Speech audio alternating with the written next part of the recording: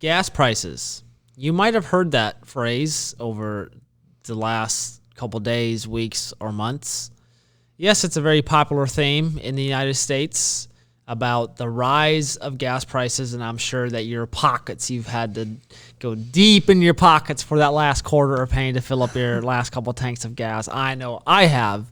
So Daniel and I are going to kind of go over that today, what Biden's plan is to help you not dig so deep into your pockets and not pay as much per tank of gas, but also what contributes to the price of gas, how did this happen, and how can we fix it?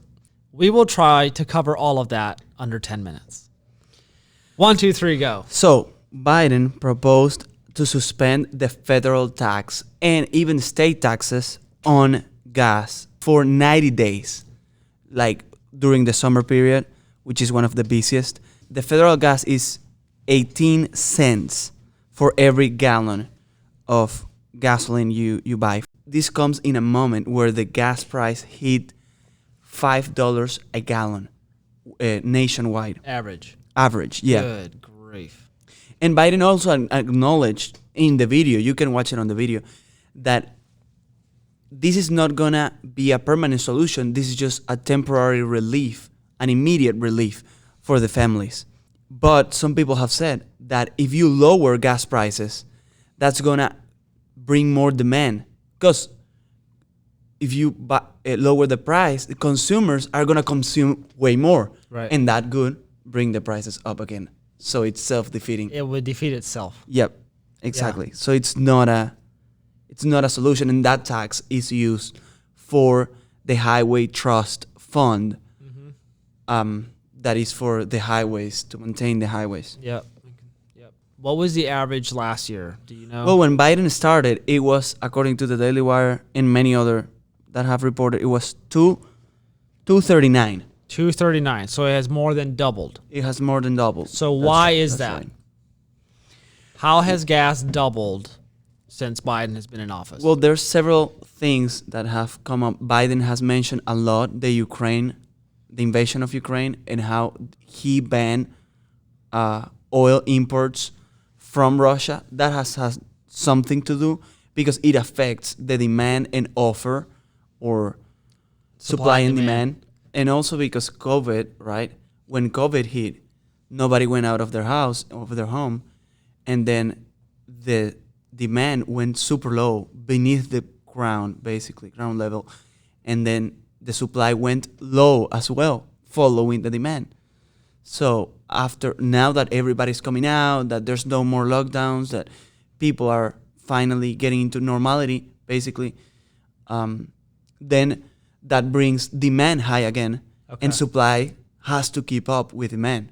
So now you have a culmination of not buying oil from Russia and not producing as much oil in the United States. But Biden has blamed that on the companies.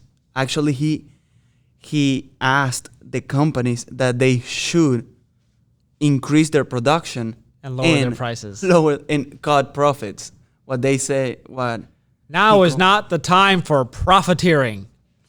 Yeah, exactly. Yet he's putting all kinds of money in his pockets from China, and I'll just leave it at that. So why do you think Biden or the companies have not keep up with production? Well, I was reading this article that said that it's kind of like a psychological thing. So when Trump was in office, the prices were really low because, as me and you were talking about it, Trump he was big on energy. Let's drill, baby, drill in America, right? So it was the new and upcoming business to get into. So a lot of people invested money into fracking and into oil industry, into the whole industry. So there's a lot of money there. There's a lot of cash flow and so then supply started coming, and so we had a lot of supply, more than the demand. So that brought the cost down a lot. But then when Biden got together the biggest extensive voter fraud team in U.S. history, like he said on camera. We have put together, I think, the most extensive and inclusive voter fraud organization in the history of American politics.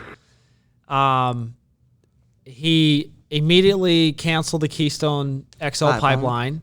That sent a message to the U.S. industry, or to the oil industry, sorry. And he talked about transitioning from fracking and from fossil fuels into green energy. Well, what is that saying to the oil companies? That's saying eventually we're not going to have a job because he's going to totally transition into something else, and he's going to make our job a lot harder with all these green energy policies where we have to follow a lot more regulations, we have to get a lot more permits, we have to pass all these inspections, and so their price goes up a lot more. And I know in the letter that Chevron responded to Biden when he said that oil companies have to, reinvest their money into their company and make a lot more oil. He said, look, we've been doing good. And in that letter, he mentioned they're reinvesting $10 billion in their company for green energy to make cleaner oil or whatever. Yeah. So it's like all these policies make it more expensive to produce oil. Yeah. And the message he's sending is like, why would I want to hire more people, build my business more if you're just going to shut me down a year from now? Exactly. It's like Heritage Foundation research, Kari Taub said here on the Daily Wire, it has been the consistent message and persistent policy choice of this administration to pursue an anti-oil regulatory agenda. The only logical conclusion of policies designed to forcibly wean Americans off conventional fuel is higher prices. California is a clear example. Similar policies have been on the books for years, and it is no surprise that Californians consistently have to pay some of the highest prices in the country for gasoline. So, when I am an investor or producer, or producer of oil, if I know I'm never gonna want to supply more than the demand, because if I am afraid that my industry is gonna shut down, which is the end goal of the Biden administration. I mean, the end goal of his administration is to shut down the oil industry. So why could somebody, like you said, grow in that industry if the end goal of the president of the United States is to shut it down? Yeah, it's that pointless. Brings fear and brings production down and brings... So therefore prices go up. It's supply and demand. That's what we get with the free market. And so how do we solve this situation? Well, I think there has to be a support, a real support, not a demand for production, but a real support of the administration, of the industry, and then production is going to come as a result.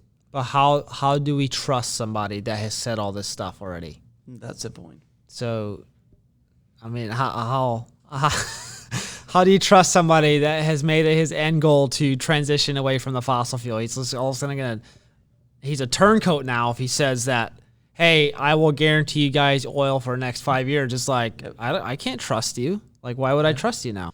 And for all those people that voted for Biden, but he's basically doing everything that he said he's going to do when he gets in office, when he campaigned against Trump.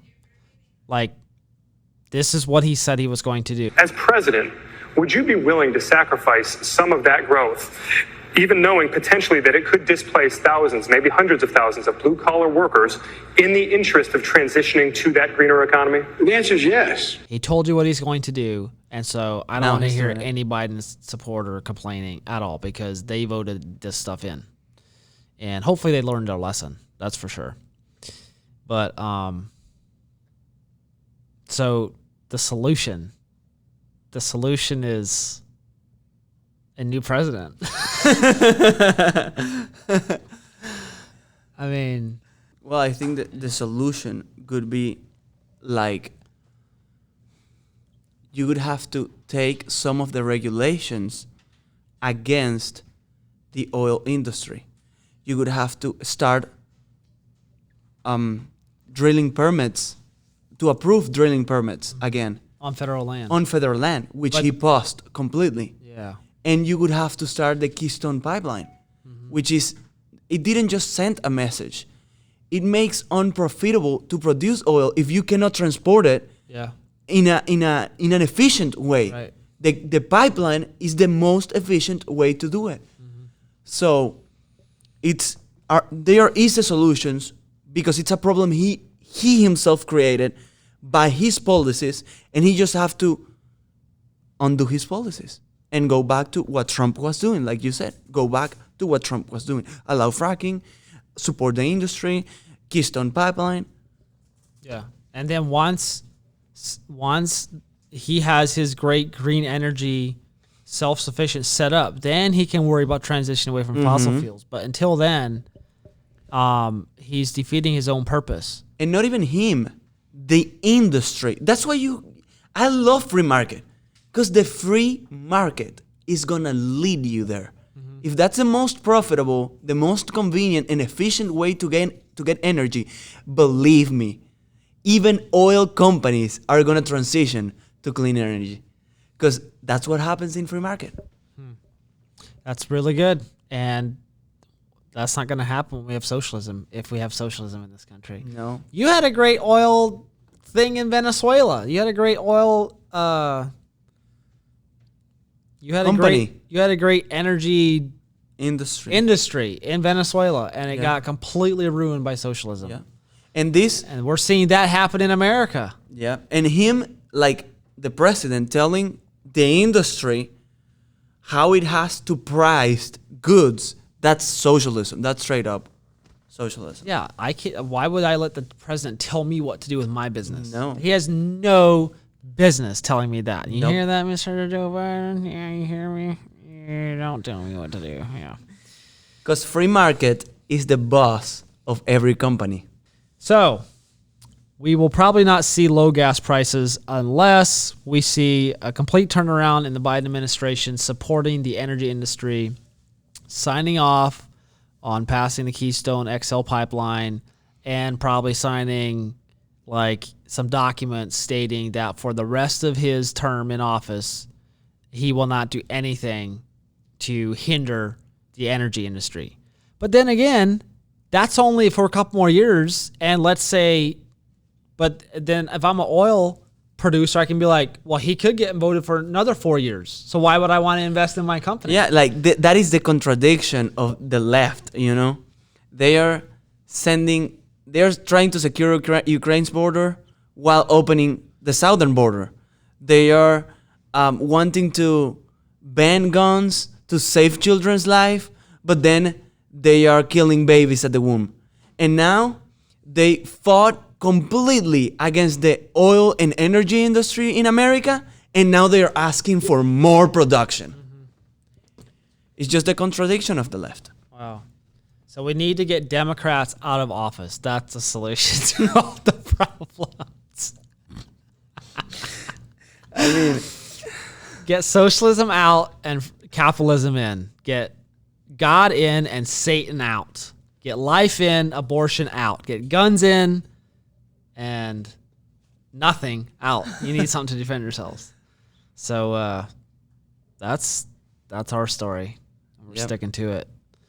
So hopefully this helps you understand a little bit the whole gas and oil and industry in America. And yeah. Thanks for tuning in. We love your support. We love that you're watching these videos. And we'll look forward to seeing you next time. God bless you.